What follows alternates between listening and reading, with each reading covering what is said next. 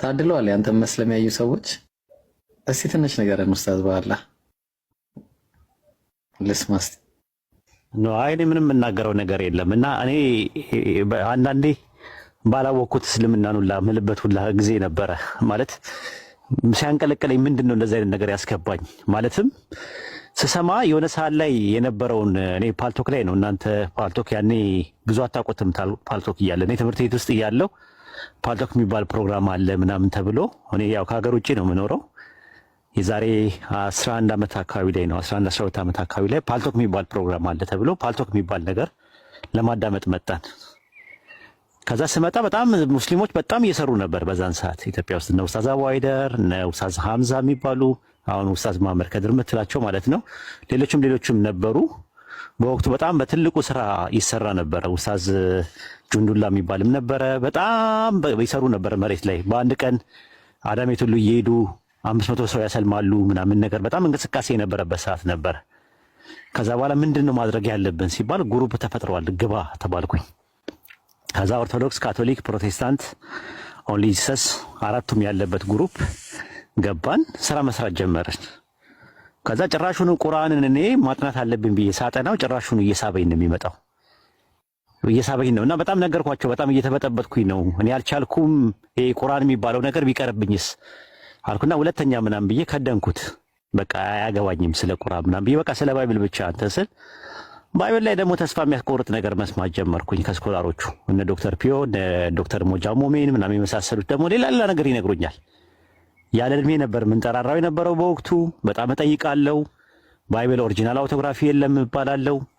ባይብል የማኑስክሪፕት ዲፈረንስ አለው። ከት ብሮክን ቼን አለው፣ የተሰበረ ሰንሰለት ነው ያለው። እነ ሳይናቲከስ፣ ቫቲካንስ፣ አሌክሳንደርስ፣ ኤፍሬማ የሚባሉ 5800 የሚያክል ማኑስክሪፕት አለ እና ከየት እንደመጣው እንትኑ ሶርሱ ራሱ አይታወቅም። በቃ ልቤ ተሰበረ። ሳልፈልግ በግዴ እንደገና ድጋሚ ቁርአን ማጥናት ጀመርኩኝ። ከዛ ቁርአን ማንበብ ጀመርኩኝ። ከዛ ሐዲስ ማንበብ ጀመርኩኝ። ተፍሲር፣ ሲራ ምናምን ነገር ማንበብ ጀመርኩኝ። በቃ መረበሽ ነው ስራዬ። ታገልኩኝ።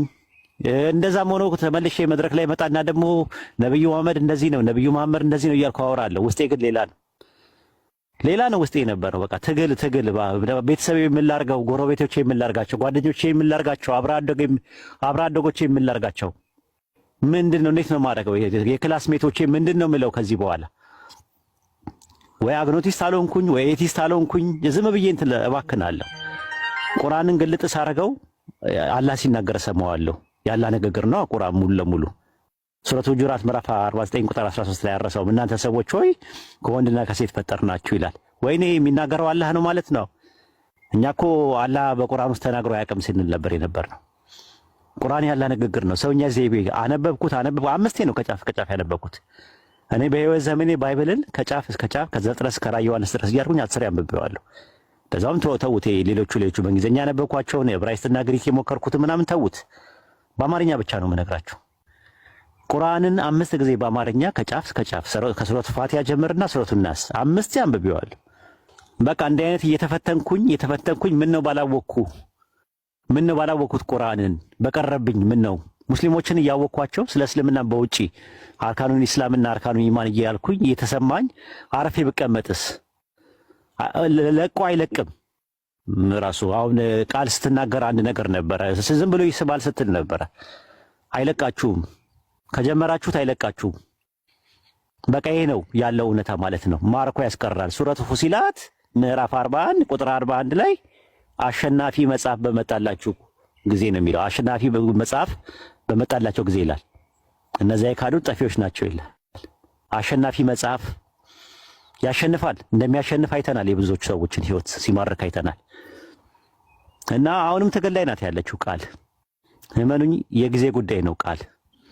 ቃል ምንም ነገር ብታደርግ እኔ እንትላላትን እንኳን ተዋት ቃልና ትንሿን አሁን በቅርብ ቀን ማናገር ጀምሬያለሁ። እኔ ዝም ብዬ የሆነ ነገር የሚሰማኝ ነገር አለ ውስጤ። ኢልሃም ይሁን ምን ይሁን አላውቅም፣ አላህ ነው የሚያውቀው።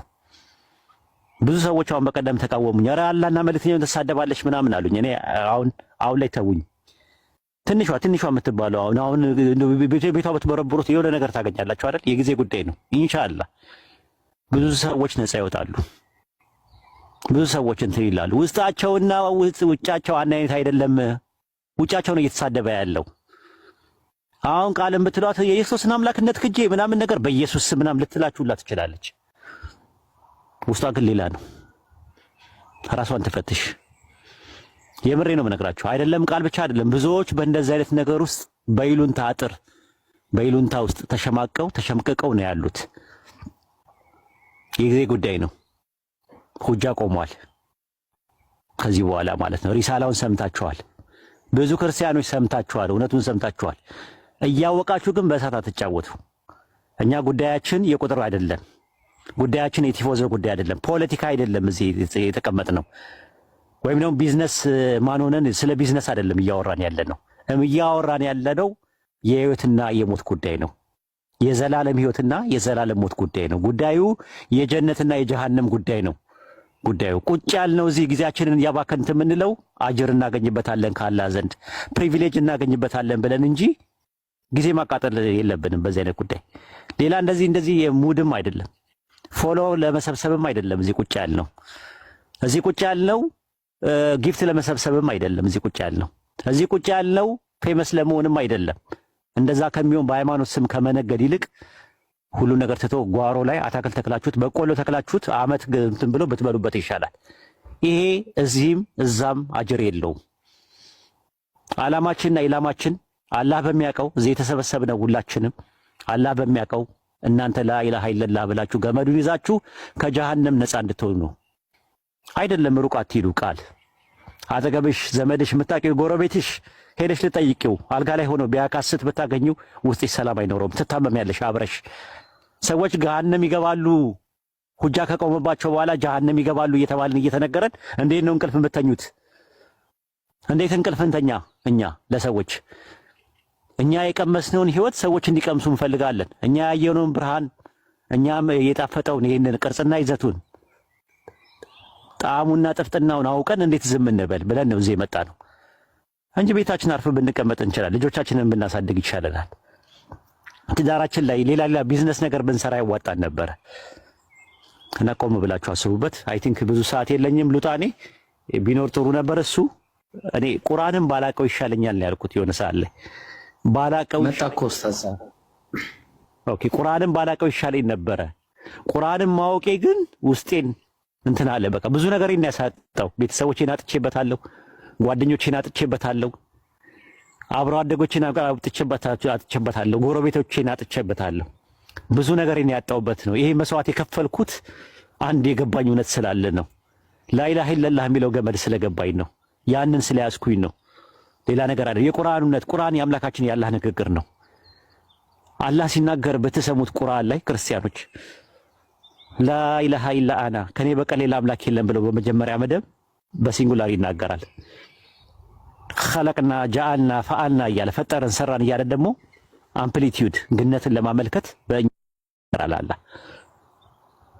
እኛ እንዴት ዱዓ ማድረግ እንዳለብን ደግሞ ሲናገር ደግሞ አንተ እያለ ራሱ በሁለተኛ መደብ እንዴት መጸለይ እንዳለብን እንዴት ዱዓ ማድረግ እንዳለብን የሚናገር አምላክ ነው።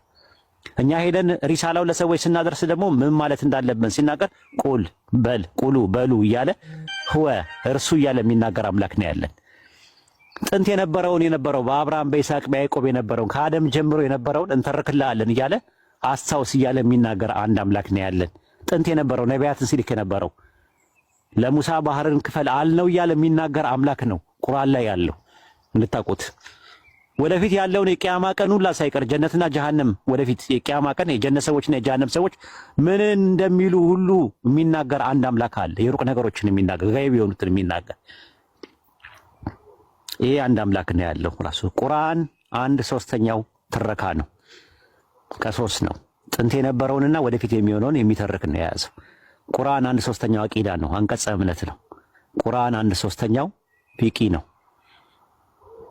ሙሐከማት ነው፣ ህግጋት ነው ያለው። ይሄን አድርግ ይሄን አታድርግ የሚል ነገር ነው ያለው። ቀስ ብላችሁ ረጋ ብላችሁ በአጽኖትና በአንክሮት አጥኑት። ለክርስቲያኖች ማስተላለፈው መልእክት ይሄ ነው።